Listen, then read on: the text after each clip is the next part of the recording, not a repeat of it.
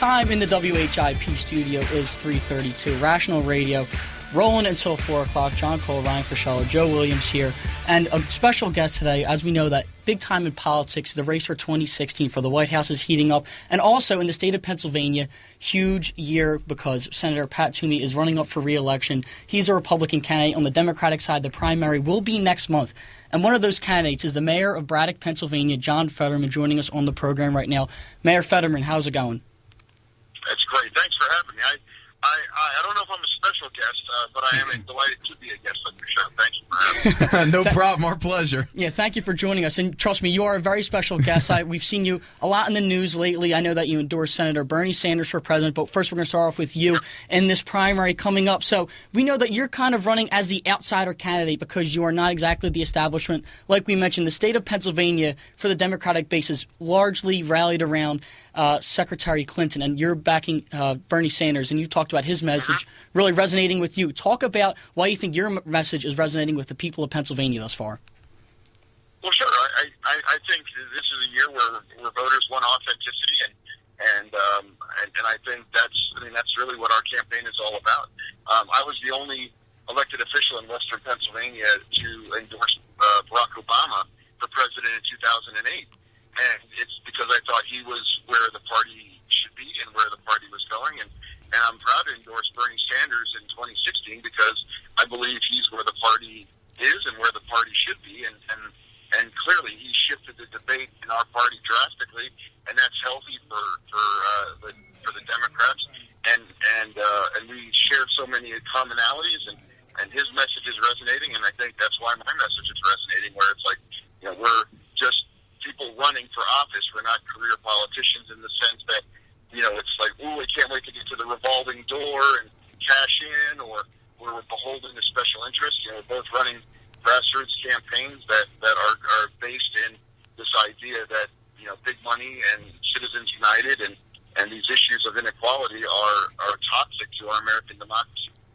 Now, talk about campaigning thus far. Like you mentioned, you've had to campaign. You started out in Western Pennsylvania being the mayor of Braddock, close to Pittsburgh. Yeah. Now, I've noticed you've been on this side of Pennsylvania recently. You've been in Philly recently as well. Talk about campaigning. We were just there yesterday. Yeah, talk about campaigning in the city of brotherly love. And talk about what issues do you think the people on this side of the state care about the most? Sure. Well, I think campaigning in Philly has been wonderful. We had an amazing event last night, and actually several amazing events in Philadelphia yesterday, and we were just here the week before, and we've had nothing but a great reception from the city of brotherly love, and are always eager to get back. So, the issues people care about are really the issues that we're running into all across, and that's inequality. That's our war on drugs. That's a fight for a $15 minimum wage. That's immigration reform, and humane, common sense immigration reform. Helping correct the prison or the school to prison pipeline. With marijuana legalization, we're the only campaign that supports a Colorado style legalization as well. So there are all these different issues, and community policing, gun control, gun violence, and most of these issues we've actually exercised a lot of leadership on, and have had experience working on that for the last 15 years, and that's why we're running, and that's why we believe we're such a good fit with the Sanders message. And so, Mayor Fetterman, you mentioned a bunch of those different issues. I was wondering if you could talk a little bit about what Braddock is like, how your experiences as mayor of Braddock, could translate to the Senate. Have you dealt with these issues firsthand?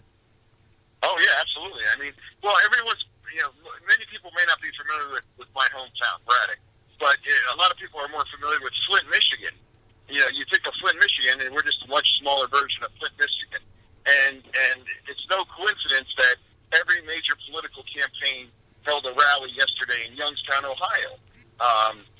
Youngstown is another community. Blue collar has been decimated by free trade and is really seeing much, much better days. And that's what Braddock is. And it's a community. We lost 90% of our population. We have had our industry decimated through these, again, like NAFTA-like free trade agreements. And our community and the things that we've done, we brought public safety back. We went 5.5 years without the loss of life through violence in our community. We restored health care to the town after our hospital closed and packed up shop and left. We've brought in over a dozen small businesses back into the community. We developed an effective community policing model in Braddock that has dropped crime down dramatically without incurring abuse allegations, and certainly no police shootings or anything like that. We've been able to continually grow. As another aside, I also performed the first same-sex wedding in Pennsylvania in 2013 before it was legal. And that's another way we've been able to kind of advocate for these issues, out here. So, we have a documented track record, and, these are issues that are at the forefront of our conversation as a party. And they're having debates in Flint, Michigan. We're having debates in Youngstown, Ohio, and rallies. And it's because people are trying to tap in to these forgotten cities. And I've been a champion of a forgotten city now for 15 years. And I'd love to do that from the United States Senate and be a champion for all of Pennsylvania's forgotten cities. John, thanks for joining us. I'm actually somewhat familiar with the area that you represent. I used to spend a lot of time in North Braddock and Swissville when I lived over on that side of the state. So I was just wondering, you could just stick in the Braddock area and continue to do what you're doing. Is there anything, maybe a point in time that inspired you to try and go for a spot in the Senate? No, what inspired me is everybody, and that fact that we bumped up against kind of the limits of what we can accomplish, in my office. We need a bigger office to take on bigger challenges. If you spend a lot of time in North Braddock, there are 3 bridges in your community, where they're condemned because they can't take the weight of a bus. And it's been a huge hassle and headache because of detours and everything of that nature. That's a classic example of we need to advocate for more resources, a more just distribution of resources. And, there is no one in the United States Senate that is a champion for cities like this, and certainly has never had the kind of experience that we have working and taking on these issues in cities like this. Joining us on WHIP right now for Rational Radio, the Mayor of Braddock, Pennsylvania, and candidate for the United States Senate, John Fetterman. Now, Mayor Fetterman, we obviously know that if you get the nomination, you'd beat out Kate McGinty and the Admiral Joe Sestak, that you would go up against Pat Toomey. We understand that you obviously will have big differences with Senator Toomey, him being on the other side, but talk about how you differ from those you're running against in this primary right now. What is different about your message from Sestak's and McGinty's? Well, our message is that we are running the most progressive campaign. Joe Sestak doesn't support a $15 an hour minimum wage. Katie McGinty, when she ran for governor in 2014, was for a $9 an hour minimum wage. Neither of them support marijuana legalization. Neither of them have had any experience working on these kind of core democratic issues of gun violence, community policing, nation's war on drugs, the school to prison pipeline, universal pre-K. We have one of the finest examples of pre-K programming right here in Braddock that we could take statewide as a model because it closes the achievement gap. I mean, all these issues, when Joe Sestak and Katie McGinty say Black Lives Matter, it's nice to hear them affirm that, but at the end of the day, they have nothing in their backgrounds that would indicate that they have ever done anything to actually, meaningful towards that, and it's just a talking point that has started to poll well recently. So, I mean, it's a complete difference. It's autobiographical. It's not something. I haven't been running for 8 years like Joe Sestak has, and haven't been office shopping like Katie McGinty has. So, it's a true, authentic play for a higher office to take the issues and the things that we care about and have been working on in a community like Braddock and take it to a higher level to be a better advocate for places like that all across the state. Now, Mr. Mayor, do you think that we mentioned earlier that you are a supporter of Bernie Sanders, and you've mentioned certainly some of the things that you wish to work on in the United States Senate. Do you think any of these policies are in any way kind of idealistic? Do we think that we can actually make headway on doing any of these things? Because certainly, we want to reduce the school to prison pipeline, but do we think, it's actually able to be done? Sure. Well, I mean, it's I don't know why idealistic has kind of gotten a bad reputation. I mean, I want to be idealistic because doesn't mean that that's the only outcome that we'll accept. Of course, we're not going to get absolutely positively everything that we want. I mean, it doesn't work that way. But just because it might be difficult, just because it may not be a clear, easy path, and people are going to just lay down and say, sure, whatever you want, doesn't mean that it's not a fight worth having. It doesn't mean that you still don't need to be a champion for these issues. And that's why I'm doing this. I mean, when I came to Braddock, people were like, why on earth would you care? Why do you even want to try?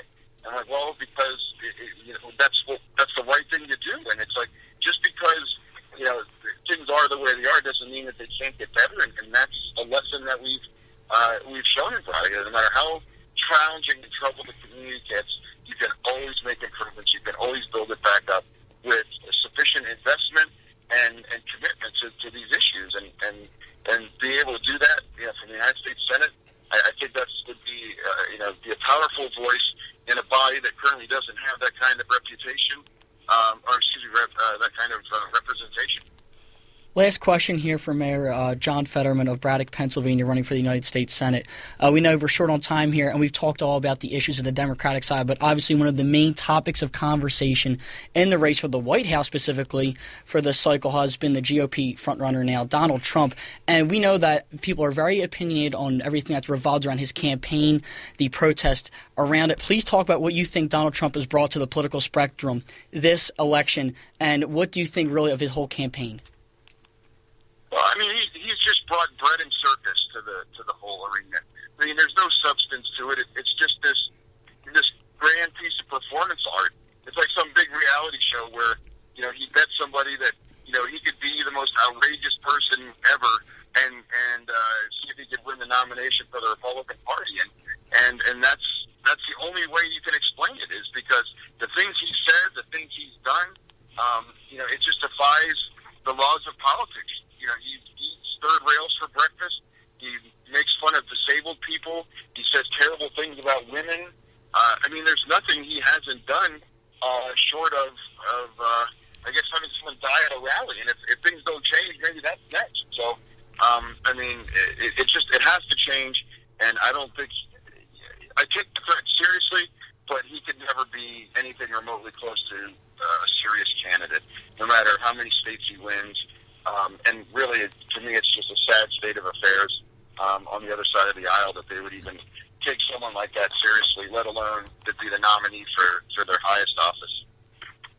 Mayor John Fetterman, thank you very much for joining us here on Rational Radio. Best of luck in the primary next month, and we hope to talk to you again soon.